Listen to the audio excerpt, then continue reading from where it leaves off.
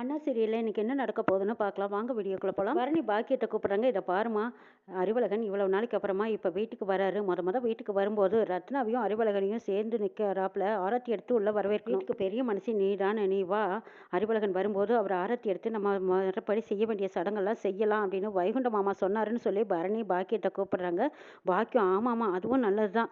பாவம் கல்யாணம் முடிஞ்ச கையோட அவனும் ஜெயிலுக்கு போயிட்டான். திரும்பி வீட்டுக்கு வரும்போது நம்ம என்னெல்லாம் முறைப்படி சம்பிரதாயம் பண்ணணுமோ அதெல்லாம் செஞ்சு தாண்டி ஆகணும்னு சொல்லிட்டு இருக்காங்க பாக்கியம். சரிம்மா நீ சீக்கிரமா புறப்பட்டு வந்துருன்னு பாக்கியம் சொல்லவும், பாக்கியம் இதை எஸ்கி கிட்ட சொல்லிட்டு இருக்காங்க. எஸ்கி இதை கேட்டதும், இதை பாருங்க, தேனக்காவுக்கும் அறிவழகனுக்கும் தான் கல்யாணம் ஆச்சா, நம்ம சிவபாலனுக்கும் வீராவுக்கும் தான் சேர்ந்தாப்புல கல்யாணம் ஆச்சு. அண்ணன் சிவபாலனை பத்தி கொஞ்சம் கூட யோசிக்கவே இல்லை. ஆனா நம்ம அப்படியே விட்டுற முடியுமா என்ன? நம்மளை தான் கிளம்பி வர சொல்லியிருக்காங்க. கூடவே சிவபாலனையும் கூட்டிட்டு போகலாம்.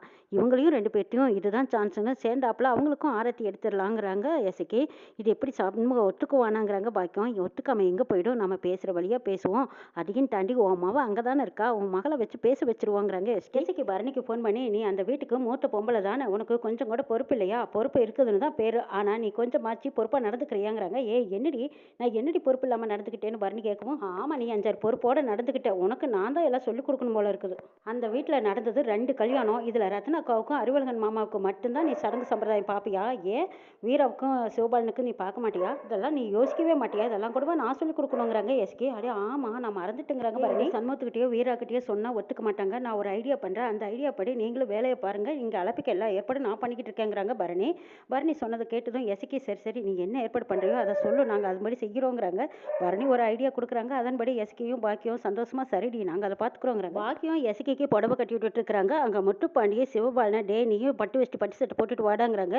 நான் இதுக்கு அங்கே பட்டு வேஷ்டி பட்டு சட்டையெல்லாம் போட்டுக்கிட்டு, அதுலேயும் அந்த பட்டு வேஷ்டி சட்டை போட்டுருக்கிறத பார்த்தா வீரா என்ன சீமனை ஒட்டியே கொன்று போட்டுருவா, நான் வரல அப்படிங்கிறாங்க. டே இங்கே பாடா, சொன்னபடி கேளு, வீராவோட உன்னை சேர்த்து வைக்கணும்டா, அதுக்காகத்தான் இந்த ஐடியா, நீ நாங்கள் சொல்கிறபடி கேளு அப்படின்னு சொல்லவும் சிவபாலனும் சரிங்கிறாங்க. இங்கே எதுக்கே சிவபாலனுக்கு பட்டு வேஷ்டியும் பட்டு சட்டையும் கொண்டு வந்து கொடுக்குறாங்க. அதை போட்டுட்டு வராரு. எல்லாரும் ரெடியாகி நிற்கும் போது சவுந்தரபாண்டியும் ஒயிட் அண்ட் ஒயிட்டில் வெளியில் வந்து நிற்கிறாங்க. அதுக்கு முன்னாடியே சனியனும் வெள்ளை சட்டை போட்டுட்டு வந்து நிற்கிறத பார்த்தே, நீயுமா எனக்கு மேட்சா போட்டுட்டு வந்தேன்னு கேட்குறாங்க சவுந்தரபாண்டியா. ஐயா என்னங்க ஐயா, என்னையாட்டுவே நீங்களும் இருக்கீங்க, உங்களாட்டுவே நானும் இருக்கேங்கிறாங்க. ஏன்டா நீயும் நானும் ஒன்னா? ஆமாம் இவனுக்கு எதுக்கு வெள்ளச்சட்டி எடுத்து கொடுத்தேன்னு முத்துப்பாண்டியை திட்டுறாங்க. அட என்னப்பா நீ வேற, அவனுக்கு 500 சரட்டு தான், உங்களுக்கு 7000 சரட்டு தெரியுமாங்கிறாங்க முத்துப்பாண்டி.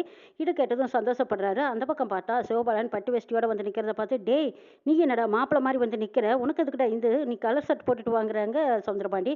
அப்பா என்னப்பா அது, எல்லாரும் விசேஷத்துக்கு போகிறோம், அவன் போட்டு வந்தால் என்ன தப்பு, நீங்கள் கொஞ்சம் பேசாமல் அமைதியாக இருங்கிறாங்க. பாண்டி அம்மாவும் போய் பட்டு சேரி கட்டிட்டு வந்து நிற்கிறாங்க. அதை பார்த்து சவுந்தரபாண்டி சொல்கிறாங்க, அச்சோ அக்கா நீ ரொம்ப சூப்பராக இருக்குக்கா, இந்த புடவை உனக்கு ரொம்ப எடுப்பாக இருக்குது, எங்கே இவளுக்கு மாதிரி இது கட்டிட்டு வந்துடுவியோ, எனக்கு அசிங்கமாக போயிருமே நான் நினச்சேன், ஆனால் வித்தியாசமாக தாக்கா வந்து நிற்கிற, நல்லா இருக்குதுங்கிறாங்க. அப்படியே சவுந்தரம் சொல்கிறேன், ஆமாண்டா நம்ம குடும்பமே போய் நின்னாலும் நம்ம 2 பேரும் நிற்கும் போது கெத்தாக இருக்கணுமல்லன்னு பாண்டி அம்மா பூரிச்சு கிடக்குறாங்க. சனியன் சவுந்தரபாண்டியை கோளாராக சொல்லி வெளியில் கூட்டிகிட்டு வர்றாங்க. இந்த சவுந்தரபாண்டி அந்த பாத்திர கடைக்காரருக்கு ஃபோன் பண்ணி, அந்த அறிவழகனும் ரத்னாவும் வர மாப்பிள்ளை காரில் நீங்கள் பாம்பு வச்சிரு, ஒன்று மாப்பிள்ளையும் ஒரே அடியாக பரலோகம் போய் சேர்ந்துருட்டுங்கிறாங்க. ஐயா அதுக்கு எல்லா ஏற்பாடும் நாங்கள் பண்ணிட்டோம், நீங்கள் ஒன்றும் கவலைப்படாதீங்க, அதுக்கேற்ற மாதிரி நாங்கள் எல்லாம் செட் பண்ணி வச்சுருக்கோங்கிறாங்க.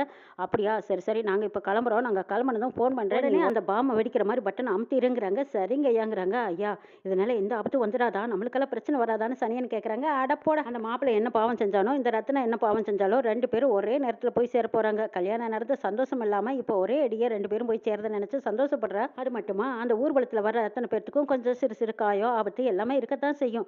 இந்த சண்முகம் அதை பார்த்து கத்தி கதறி அழுகிறது துடிக்கிறது இதெல்லாம் நம்ம பார்க்கணும்டா, இன்னும் கொஞ்சம் நேரத்தில் இருக்கு பாரு வான வேடிக்கை, அதை பார்த்து ரசிக்கலாம், சீக்கிரம் வா அப்படின்னு சொல்லி உள்ளே போய் பார்க்கும்போது சிவபாலன் மாப்பிள்ளை மாதிரி வந்து நிற்கிறத பார்த்து சவுந்தரபாண்டி கேட்குறாங்க, டே என்னடா கோலதுன்னு கேட்கும்போது, அப்பா என்னப்பா பண்ணுறது, இவங்கெல்லாம் சொன்னாங்க நான் கேட்டுட்டேங்கிறாங்க.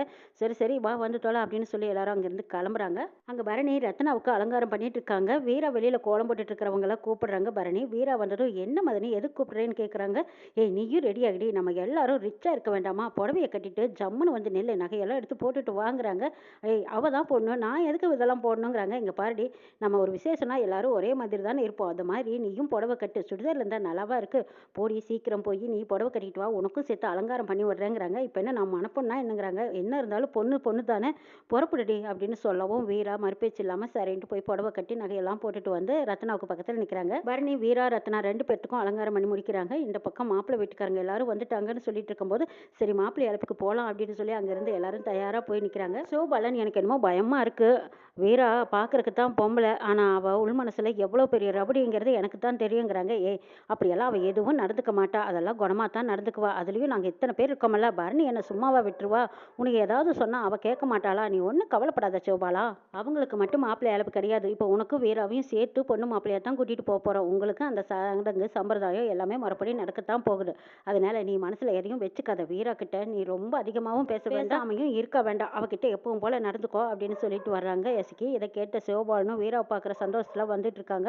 எல்லாரும் கோயிலுக்கு வந்துடுறாங்க. அங்கேருந்து ஊர்வலத்தை ஆரம்பிச்சிடலாம் அப்படின்னு சொல்லிட்டு பார்க்குறாங்க. இன்னும் அறிவழகனை காணுமேங்கிறாங்க. சண்முகம் தான் கூட்டிட்டு வர போயிருக்கான்னு சொல்றாங்க. சண்முகம் அறிவழகனை கூட்டிட்டு வராங்க.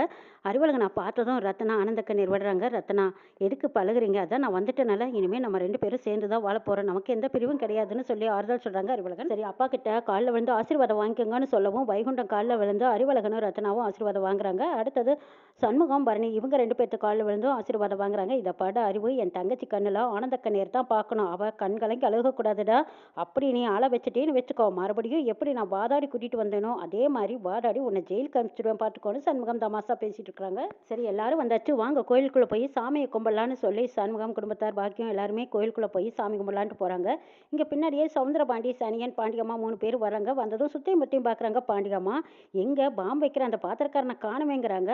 அக்கா, நீ சத்தம் போட்டு காரியத்தை கெடுத்துறாதக்கா, கொஞ்சம் மல்ல பேசு. எனக்கு ஏன் சின்ன ஐயாவும் பெரிய ஐயாவும் நம்ம கூட தானே வந்தாங்க, அவங்கள காணுமேங்கிறாங்க. ஆமா, அவனுக்கு என்ன கவலை? எப்போ பார்த்தாலும் சண்முகம் குடும்பத்தோடவே தொட்டுக்கிட்டு தெரியுறான் இந்த வளர்ந்து கட்டவன். நம்மளை பத்தி எல்லாம் அவனுக்கு கொஞ்சம் கூட அக்கறையும் இல்லை, கவனமும் இல்லை. ஆமா, பாக்கியமாவது இருப்பாள், அவளையும் காணுமேங்கிறாங்க. அது என்ன கோயிலுக்குள்ள தான் இருக்காங்க, வாங்க போய் பார்க்கலான்னு சனியன் சொல்லவும் சவுந்தரபாண்டி, பாண்டியம்மா, சனியன் 3 பேருமா கோயிலுக்குள்ள போறாங்க. சவுந்தரபாண்டி கோயிலுக்குள்ள போகும்போதே பாக்கியத்தை கூப்பிட்டுட்டே போறாங்க. இதை பார்த்த சண்முகம், அடடா என்ன மாமனாரே, எப்போ பார்த்தாலும் என்னைத்தான் நீ வெறும்பையன்னு சொல்லுவேன். ஆனா நீ என்னடான்னா இன்னைக்கு வெள்ளையும் சொல்லியுமா வந்து நிக்கிற? ஏய், இந்த சட்டையை பார்த்து சாதாரணமா எடை போடாது. இதனோட விலை என்ன தெரியுமா? பயந்து கீழே விழுந்துருவேன். 7000 ரூபாய்ங்கிறாங்க சவுந்தரபாண்டி. என்னது 7000 ரூபாயா? ஆமாடா, வெறும்பைய ஏதாவது பிளாட்பாரத்தில் 50க்கும் 100க்கும் பேரம் பேசி வாங்கிட்டு வந்திருப்பேன். அது கொடுத்தியா இல்லை வேலையை செஞ்சு கழிச்சுக்கலாம் வான்னு கூப்பிட்டியோ? யாருக்கு தெரியும்? நீ சும்மா தான் கொண்டு வந்திருப்ப. ஆனா இது 7000 ரூபாய் கொடுத்து நான் அந்த சட்டையை வாங்கி போட்டிருக்கேங்கிறாங்க. இதை பார்த்த வைகுண்டம் கேட்குறாங்க, ஐயே, உன்னோட சட்டையோ என்னோட சட்டையோ ஒரே மாதிரி இருக்கு, இந்த சட்டுக்கா நீ 7000 கொடுத்தேங்கிறாங்க. இது பேச்சு முத்திக்கிட்டே போறதை பார்த்த முத்துப்பாண்டி, கொஞ்சம் பேசாம இரு, நான் ஊரெல்லாம் தேடி ஒரு நல்ல பெரிய கடையில எங்க அப்பாவோட கௌரவத்துக்கு ஏற்ற மாதிரி நல்ல வெள்ளை சட்டா பார்த்து தேடி பிடிச்சி அலைஞ்சு திரிஞ்சு 7000 ரூபாய் கொடுத்து இந்த சரட்டை வாங்கிட்டு வந்திருக்கிறேன். அவருக்கு பொருத்தமா இருக்குதுன்னு இப்பதான் அவர்கிட்ட அதையும் இதையும் சொல்லி எப்படியோ இந்த சட்டையை மாட்டி நான் கூட்டிகிட்டு வந்திருக்கேன்னு முத்துப்பாண்டி சொல்றாங்க. சண்முகம் இதை கேட்டுட்டு, ஆட இது கூட நீ வாங்கி கொடுத்ததானா? ஏண்டா வளர்ந்து கட்டவனே, இது யார் வாங்கி கொடுத்ததுன்னா அவனை கேட்டான்.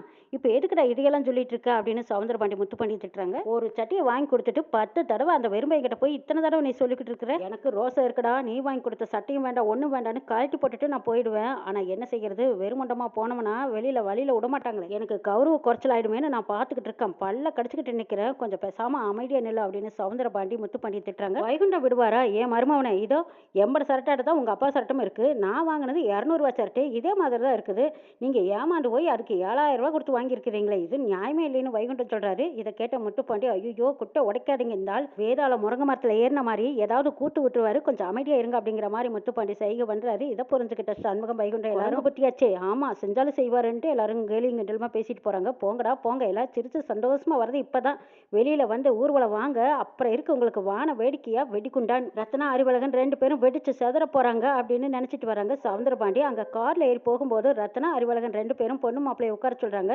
அடுத்தது பரணி வீராவையும் சிவபாலனையும் உட்கார சொல்கிறாங்க. சந்தோஷமா அக்கா பக்கத்தில் போய் உட்காடுறாங்க. சிவபாலன் அறிவழகன் பக்கத்தில் போய் உட்காடுறாங்க. 2 பொண்ணு மாப்பிள்ளையும் 2 ஜோடியாக போய்கிட்டு இருக்கும்போது இதை சவுந்தரபாண்டி பார்த்துறாங்க. ஐயோ என்னக்கா இது, இந்த ஒத்த ஓட்டு வீராவை கண்டதும் தாவிக்கிட்டு போய் காரில் ஏறிட்டானே, அதில் பாம் இருக்கிறது தெரியாமல் உட்காந்துருக்கானே, ஐயோ என் வீடு வீணா போயிருமே, என் வாரிசாச்சே, இவனுக்கு ஏதாவது ஒன்றுன்ட்டு நான் பாத்திரக்காரன் பிள்ளை இவள கல்யாணம் பண்ணி என் குடும்பத்தை தலை வைக்கணும்னு நினச்சேன். ஐயோ என்னக்கா இது, ஏதாவது ஒன்று சொல்லி எப்படியாவது அந்த சிவபாலனை வெளியே கொண்டு வைக்காங்கிறாங்க.